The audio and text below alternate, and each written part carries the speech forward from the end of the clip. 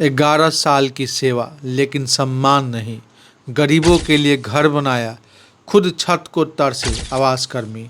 आज छपरा नगर पालिका चौक पर बिहार के ग्रामीण आवास कर्मी अनिश्चितकालीन हड़ताल पर बैठ गए।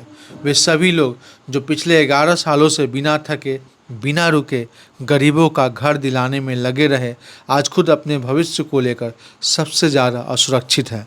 सरकार के हर आदेश पर चाहे दिन हो या रात, ये कर्मी गांव-गांव घूमते रहे, लोगों के घरों की नींव में अपनी मेहनत और ईमानदारी डालते रहे। लेकिन जब बात इनके हक की आई तो सिर्फ वादे हुए, कमेटियां बनी। 6 सालों से मानदेय बढ़ाने की बात हो रही है, लेकिन आज भी वह अल्प वेतन पर काम कर रहे हैं।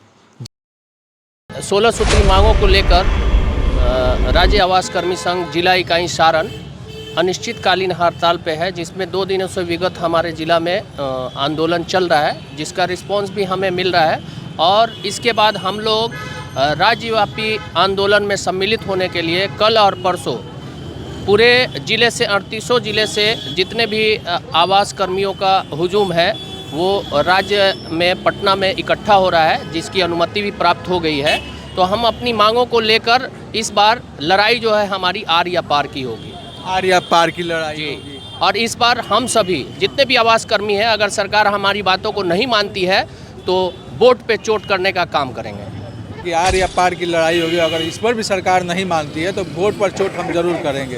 राज्य सरकार, अभी मुख्यमंत्री हमारे नीतीश कुमार है, सूबे के मुखिया, और भी कुछ मांग है तो बता दें। जी, सबसे बड़ी मांग हम लोग की है कि अस्थायीकरण और वेतनमान, और जो आकस्मिक हम लोग हमारे साथियों के साथ जो घटनाएं दुर्घटना हो जाती हैं उसके लिए चिकित्सा का लाभ हो, और साथ ही साथ मृत होने पर अनुकंपा का लाभ हमारे आश्रितों को मिले। यही मुख्य मांग है और इसके लिए हम जो करना होगा वो करेंगे।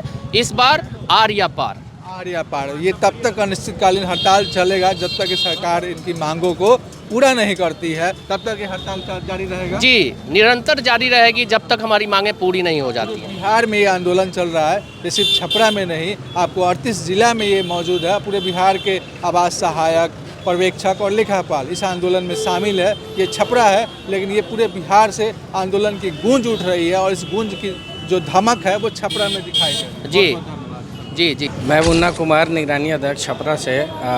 सरकार हमारी मांगों को नहीं मान रही है। हमें बहुत ही अल्प वेतन में सरकार हमसे काम करवा रही है। जो दैनिक मजदूरी करने वाले लोग हैं उससे भी कम वेतन है हम लोगों का, मानदेय है ये। और जब तक हमारी वेतन सम्मानजनक नहीं होती है, सरकार का विरोध हम लोग पुरजोर तरीके से करते रहेंगे और अपने हक की लड़ाई लड़ते रहेंगे। ये हम लोगों का जो हड़ताल है ये अनिश्चितकालीन है। सरकार को हमारे मांगों को मानना पड़ेगा, हमारे वेतन वृद्धि को एक्सेप्ट करना पड़ेगा।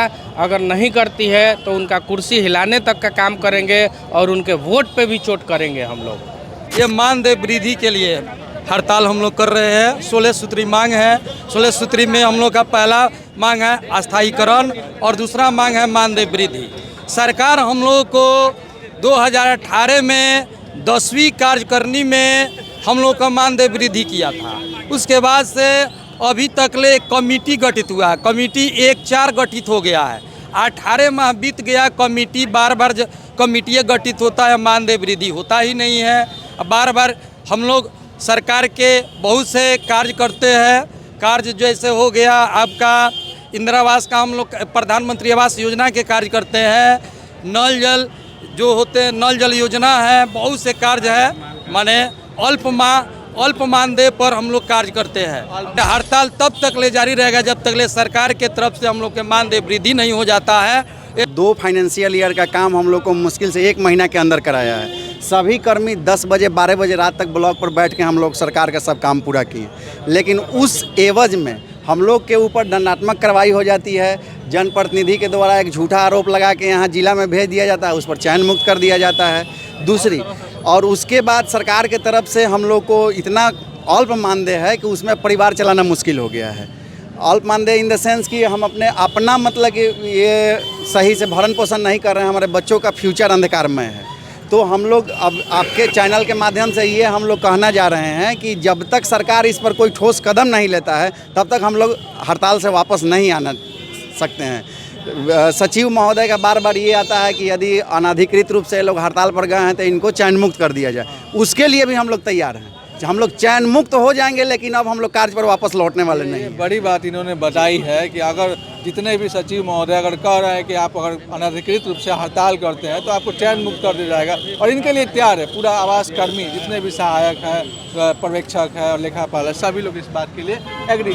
बिल्कुल बिल्कुल, हम लोगों की बात या तो सरकार तक नहीं पहुंच रही है, तो हम लोग के पास एक ही ऑप्शन बचा था कि काम रोक कर हम लोग अपनी बात को पहुंचाएं सरकार तक। कि हम लोग जब कार्य करते हैं तो क्या प्रोग्रेस होता है, कार्य नहीं कर रहे हैं तो क्या मतलब कि इस पर इफेक्ट पड़ रहा है। हम सभी आवास कर्मी अपने 3-4 मांगों को रखने के लिए अनिश्चितकालीन हड़ताल पे हैं, जिसमें है वेतन वृद्धि, अस्थायीकरण।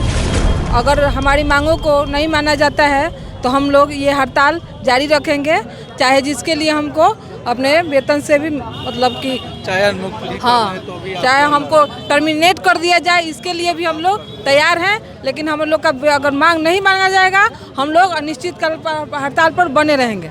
हमें नौकरी से हटा दो, हमें नौकरी से हटा दो, लेकिन हम जो है ये जो हड़ताल जारी रखेंगे जब तक कि आप मेरी मांगों को पूरी नहीं करेंगे।